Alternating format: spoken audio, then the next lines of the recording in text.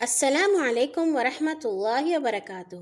ہنستے مسکراتے پیارے پیارے بہادر سمجھدار بہت ہی اچھے اچھے ننھے منھے اور ننھے منھے سے بڑے اور بڑے سے تھوڑے اور بڑے ساتھیوں، کہانی گھر میں خوش آمدید، جہاں آپ روزانہ سنتے ہیں رنگ برنگی نئی پرانی ہستی ہساتی سیکھتی سکھلاتی سچی خیالی مزیدار کہانیاں۔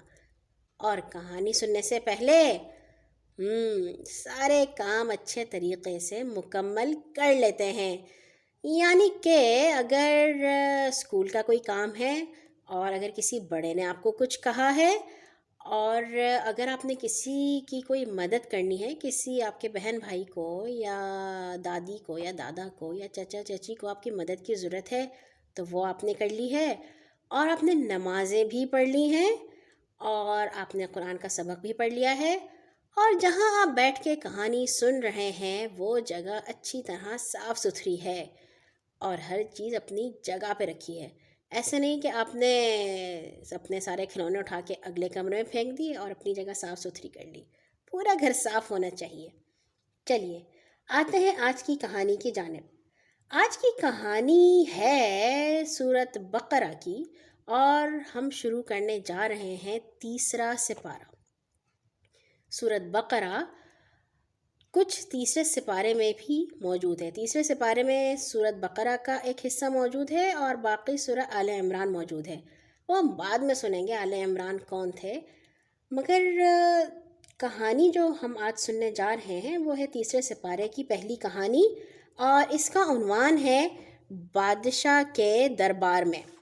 اب بھلا یہ کون سا بادشاہ تھا اور کون اس کے دربار میں تھا؟ آپ کو یاد ہوگا کہ کچھ دن پہلے ہم نے کہانی سنی تھی کعبہ کی تعمیر کی۔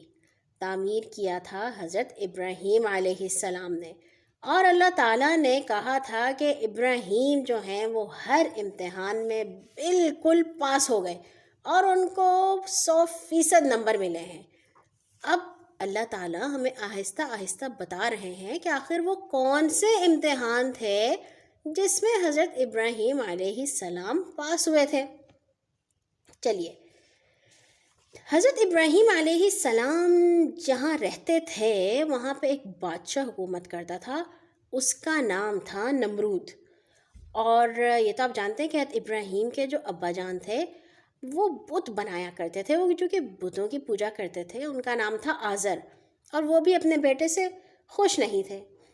اب جب حضرت ابراہیم نے تمام لوگوں کو اسلام کی طرف بلانا شروع کیا اور کہا کہ یہ تم بتوں کی پوجا کیوں کرتے ہو، اصل میں تو ایک اللہ تعالیٰ ہے جو ہر چیز سے بڑا ہے، سب سے زبردست اور طاقتور ہے، یہ بت تو کچھ بھی نہیں کر سکتے۔ وہ لوگ بڑے ناراض ہوئے اور انہوں نے بادشاہ نمرود کو بتایا کہ آزر کا بیٹا ابراہیم ہمارے بتوں کو برا کہتا ہے، اور وہ کہتا ہے کہ اللہ کے سوا کسی کی بندگی نہ کرو۔ یہ سن کر نمرود کو بہت ہی غصہ آیا اور اس نے لوگوں کو کہا کہ ابراہیم کو میرے دربار میں پیش کیا جائے۔ چنانچہ حضرت ابراہیم علیہ السلام کو دربار میں لایا گیا۔ نمرود نے حضرت ابراہیم علیہ السلام سے پوچھا، تمہارا رب کون ہے؟ حضرت ابراہیم نے جواب دیا، میرا رب وہ ہے جس کے اختیار میں زندگی اور موت ہے، جو چاہے تو زندگی دے سکتا ہے اور جو چاہے تو موت دے سکتا ہے۔ نمرود کہنے لگا، زندگی اور موت میرے اختیار میں بھی ہے۔ اس کے بعد کہتے ہیں کہ بادشاہ نے اپنا اختیار دکھانے کے لیے 2 قیدی منگوائے، ان میں سے ایک نے کسی کو قتل کیا تھا اور دوسرا بے گناہ تھا۔ نمرود نے پہلے کو چھوڑ دیا جس نے قتل کیا تھا اور دوسرے بے گناہ کو مروا ڈالا، اور کہا، دیکھا، ایک کو میں نے زندگی دی اور دوسرے کو مار دیا۔ حضرت ابراہیم علیہ السلام نے دل میں کہا کہ یہ عجیب بیوقوف ہے، زندگی اور موت کے اختیار کا مطلب بھی نہیں سمجھتا۔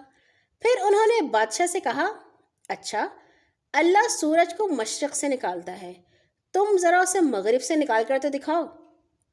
یہ سن کر نمرود ہکا بکا رہ گیا اور کوئی جواب ہی نہ دے سکا۔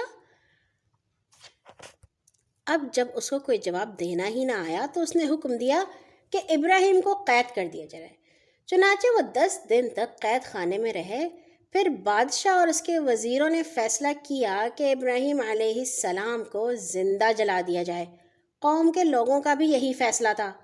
کہتے ہیں کہ ابراہیم کے باپ نے خود ان کا مقدمہ بادشاہ کے دربار میں پیش کیا، اور جب بادشاہ اور حضرت ابراہیم کی وہ گفتگو ہوئی جو ہم نے سنائی ہے، تو اس کے بعد بادشاہ نے کہا کہ ان کو آگ میں ڈال دیا جائے، اور جب حضرت ابراہیم کو آگ میں پھینکا گیا، یہ ایک دوسری کہانی ہے، یہ ہم آپ کو سنائیں گے جب ہمیں اللہ تعالیٰ قرآن میں یہ والی کہانی سنائیں گے کہ حضرت ابراہیم کو جب آگ میں ڈالا گیا تو پھر کیا ہوا۔ ننھے ساتھیوں، حضرت ابراہیم کی کہانی کے ساتھ آج ہم سنیں گے ایک اور بھی کہانی، اور وہ کہانی قرآن میں تو نہیں ہے، مگر وہ ایسی کہانی ہے جس کی وجہ سے قرآن میں ایک بہت ہی اہم آیت نازل ہوئی، جس کو کہتے ہیں آیت الکرسی۔ اور مجھے یقین ہے کہ کہانی گھر کے جتنے بھی اچھے اچھے پیارے پیارے بہادر ساتھی ہیں، وہ سب آیت الکرسی جانتے بھی ہیں، اور بہت سے بچوں کو یاد بھی ہوگی جو رات کو سونے سے پہلے پڑھتے ہوں گے۔ بھلا آیت الکرسی کی کیا کہانی ہے، یہ ہم سنتے ہیں۔ پیارے نبی صلی اللہ علیہ وسلم کے ایک صحابی تھے، ان کا نام تھا ابو ہریرہ رضی اللہ تعالیٰ عنہ۔ وہ بتاتے ہیں کہ نبی صلی اللہ علیہ وسلم نے مجھے رمضان کے فطرانے کی حفاظت کرنے کو کہا۔ میں وہاں پہ کھڑا پہرا دے رہا تھا۔ رات کو ایک شخص آیا اور کچھ سامان لے جانے لگا۔ میں نے اسے پکڑ کر کہا کہ میں یہ معاملہ نبی صلی اللہ علیہ وسلم تک لے کے جاؤں گا۔ وہ کہنے لگا، مجھے چھوڑ دو، اس لیے کہ میں محتاج ہوں، میرے چھوٹے چھوٹے بچے ہیں اور مجھے بہت ضرورت ہے۔ تو میں نے اسے چھوڑ دیا۔ جب صبح ہوئی تو نبی صلی اللہ علیہ وسلم فرمانے لگے، ابو ہریرہ، رات والے قیدی نے کیا کیا؟ وہ کہتے ہیں کہ میں نے کہا، اے اللہ تعالیٰ کے رسول صلی اللہ علیہ وسلم، اس نے بہت ہی فقر و فاقے اور اپنے خاندان اور شدید قسم کی ضرورت کی شکایت کی، تو میں نے اس پر ترس اور رحم کھاتے ہوئے چھوڑ دیا۔ نبی صلی اللہ علیہ وسلم کہنے لگے، اس نے جھوٹ بولا ہے، وہ دوبارہ بھی آئے گا۔ تو مجھے علم ہو گیا کہ نبی صلی اللہ علیہ وسلم کے کہنے کے مطابق وہ دوبارہ بھی لازمی آئے گا۔ میں نے دھیان رکھا، وہ دوبارہ آیا اور سامان اکٹھا کرنے لگا۔ میں نے اسے پکڑ کر کہا کہ میں یہ معاملہ نبی صلی اللہ علیہ وسلم تک لے جاؤں گا۔ وہ کہنے لگا، مجھے چھوڑ دو، اس لیے کہ میں محتاج ہوں، میرے چھوٹے چھوٹے بچے ہیں اور مجھے بہت ضرورت ہے، میں اب دوبارہ نہیں آؤں گا۔ تو میں نے اسے چھوڑ دیا۔ جب صبح ہوئی تو نبی صلی اللہ علیہ وسلم فرمانے لگے، ابو ہریرہ، رات والے قیدی نے کیا کیا؟ میں نے کہا، اے اللہ تعالیٰ کے رسول صلی اللہ علیہ وسلم، اس نے بہت ہی مجبوری اور خاندان کی شدید قسم کی ضرورت کی شکایت کی، تو میں نے اس پر ترس اور رحم کھاتے ہوئے چھوڑ دیا۔ نبی صلی اللہ علیہ وسلم کہنے لگے، اس نے جھوٹ بولا ہے اور وہ دوبارہ بھی آئے گا۔ تو میں نے تیسری مرتبہ بھی اس کا دھیان رکھا۔ وہ آیا اور پھر سامان اکٹھا کرنے لگا۔ اب میں نے اسے پکڑ کر کہا کہ میں یہ معاملہ نبی صلی اللہ علیہ وسلم تک لے جاؤں گا، یہ تیسری اور آخری بار ہے، تم کہتے ہو کہ نہیں آؤں گا، پھر آ جاتے ہو۔ وہ کہنے لگا، مجھے چھوڑ دو، میں تمہیں کچھ ایسے الفاظ سکھاتا ہوں جس سے اللہ تعالیٰ تمہیں فائدہ دے گا۔ میں نے کہا، وہ کون سے کلمات ہیں؟ وہ کہنے لگا کہ جب تم اپنے بستر پر آؤ تو آیت الکرسی پڑھو، اللہ لا الہ الا هو الحی القیوم۔ جب یہ پوری پڑھ لو گے تو اللہ تعالیٰ کی طرف سے تمہارے لیے ایک پہرے دار محافظ مقرر کر دیا جائے گا، اور صبح تک شیطان تمہارے قریب بھی نہیں آ سکے گا۔ تو میں نے اسے چھوڑ دیا۔ جب صبح ہوئی تو نبی صلی اللہ علیہ وسلم نے پھر پوچھا، ابو ہریرہ، رات والے قیدی نے کیا کیا؟ میں نے کہا، اے اللہ تعالیٰ کے رسول، اس نے مجھے کچھ ایسے الفاظ سکھائے جن کے بارے میں اس کا خیال یہ تھا کہ اللہ تعالیٰ ان الفاظ سے مجھے فائدہ دے گا، تو میں نے اسے چھوڑ دیا۔ نبی صلی اللہ علیہ وسلم کہنے لگے، وہ الفاظ کون سے ہیں؟ میں نے کہا، اس نے مجھے یہ کہا کہ جب تم اپنے بستر پر آؤ تو آیت الکرسی پڑھو، اللہ لا الہ الا هو الحی القیوم، اور اس نے مجھے یہ کہا کہ یہ مکمل پڑھنے پر اللہ تعالیٰ کی طرف سے تمہارے لیے ایک محافظ مقرر کر دیا جائے گا، اور صبح تک شیطان تمہارے قریب بھی نہیں آ سکے گا۔ اور صحابہ کرام تو خیر و بھلائی کے کاموں میں بہت ہی زیادہ آگے تھے۔ تو نبی صلی اللہ علیہ وسلم کہنے لگے، تمہارے ساتھ تو اس نے سچی بات کی ہے لیکن وہ خود جھوٹا ہے۔ ابو ہریرہ، تمہیں یہ علم ہے کہ تم 3 راتوں سے کس کے ساتھ بات چیت کر رہے تھے؟ میں نے کہا نہیں۔ تو نبی صلی اللہ علیہ وسلم فرمانے لگے کہ وہ شیطان تھا۔